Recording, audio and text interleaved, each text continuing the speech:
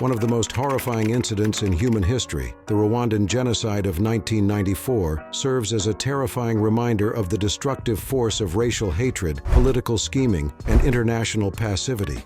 Nearly 800,000 people, mainly Tutsis and moderate Hutus, were ruthlessly killed by their own citizens in a coordinated campaign of violence in the course of barely 100 days. What could have caused such a devastating incident, in which entire families were destroyed and neighbors turned on neighbors? The genocide was not an unplanned act of violence, rather. It was the result of decades of tension and calculated incitement by political leaders hoping to take advantage of Rwanda's entrenched ethnic differences for their own personal gain. The policies of the colonial era that widened the gap between Hutus and Tutsis and the post-independence battles that exacerbated these tensions are the main causes of the conflict. Extremist propaganda, economic hardship, and the breakdown of governmental order all combined to produce a perfect storm during this dark time, which allowed unprecedented levels of mass violence to occur. The situation was made worse by the international community's tardiness in acting, which allowed Rwanda to experience one of the greatest genocides in contemporary history. This terrible incident brings up important issues regarding accountability. 1.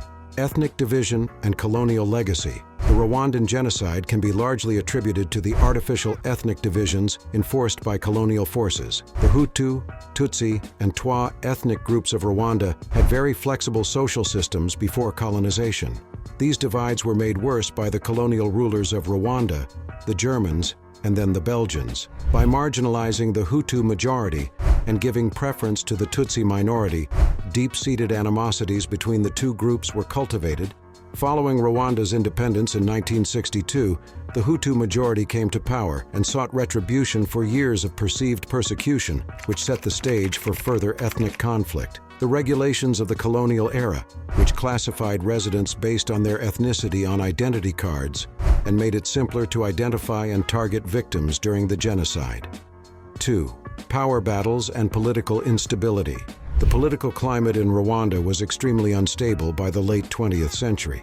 Tensions between Hutu and Tutsi escalated after the Hutu majority controlled the country following independence. The isolation of the Tutsi minority from political authority was further cemented in 1973 with the coup led by the Hutu General Juvenal Habyarimana, who established a system that exacerbated ethnic tensions.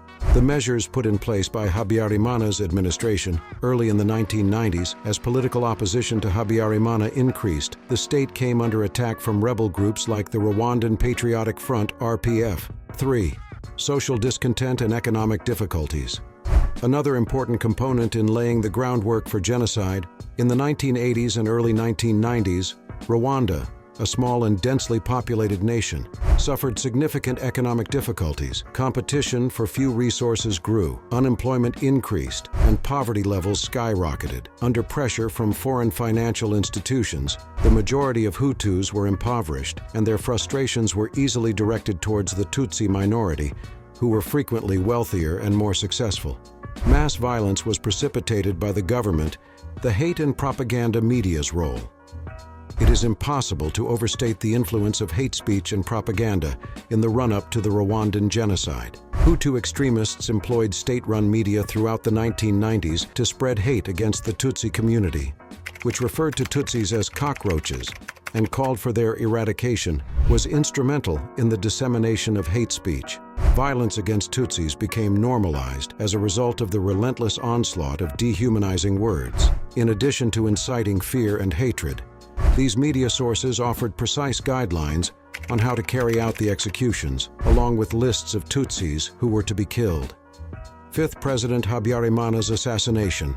The assassination of President Juvenal Habyarimana on April 6, 1994, when his plane was shot down close to Kigali, served as the direct cause of the genocide. Hutu extremists blamed the Tutsi-led RPF for the attack, even though the precise perpetrators are still unknown. They used this as a pretext to begin a campaign of mass murder. The genocide was started within hours after the assassination, when Hutu militia organizations, including the infamous Interahamwe, and government forces started to target Tutsis and moderate Hutus. The Hutu power movement, an extreme branch of the government, took advantage of Habyarimana's death to take power and carry out their plans to exterminate people. This leadership vacuum, along with existing ethnic tensions, enabled Hutu extremists to foment widespread bloodshed, throwing the country into anarchy. Sixth, international inaction and indifference. The failure of the international community to intervene played a crucial part in allowing the genocide to escalate. Despite multiple warnings from human rights organizations, diplomats, and even the United Nations Assistance Mission for Rwanda UNAMIR, the global response was mostly one of indifference or purposeful passivity. UNAMIR, led by Canadian General Romeo Dallaire, had been assigned to oversee a peace accord between the Rwandan government and the RPF, but it lacked the resources, mandate, and backing necessary to avert the genocide. The UN Security Council, instead of bolstering peacekeeping efforts, chose to withdraw most of its forces once the violence began. Major powers, including the United States, avoided adopting the term genocide to circumvent their commitments under international law, while France, Belgium, and other states either hesitated or actively supported the Rwandan government. The genocide was permitted to go unchecked for almost 3 months due to the lack of international intervention, which resulted in a devastating loss of life. 7. Premeditated genocide and Hutu power extremism. Lastly, the Rwandan genocide was a meticulously planned and coordinated operation by Hutu extremists rather than an unplanned outbreak of violence. Members of the Hutu power movement had been organizing the mass killing of Tutsis for years prior to the genocide. This radical group within Habyarimana's administration feared losing control to the RPF and viewed the Tutsi majority as a threat to their authority. Armaments, including as guns and machetes, were gathered well in advance, and lists of Tutsi targets were made and circulated. Mass murder was the training and organizational focus of militias such as the Interahamwe.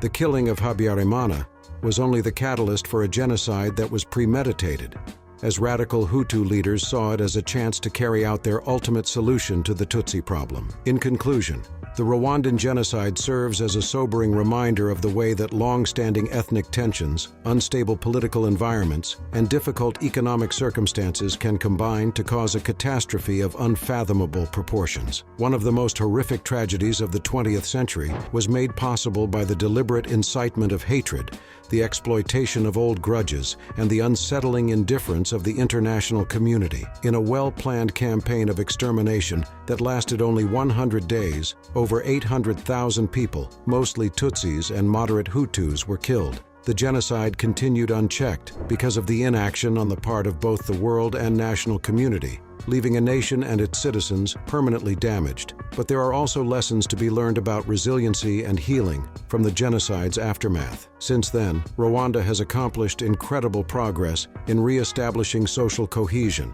encouraging forgiveness, and stimulating the economy. The world can better prepare to stop catastrophes like this one in the future by comprehending the underlying causes of the genocide and admitting the mistakes made by other countries. The Rwandan genocide serves as more than simply a historical footnote. It is a warning about what happens when people ignore pain and a call to awareness. Let us know in the comments what you think about what caused the Rwandan genocide, and don't forget to like, subscribe, and stay tuned for more captivating content on our YouTube channel.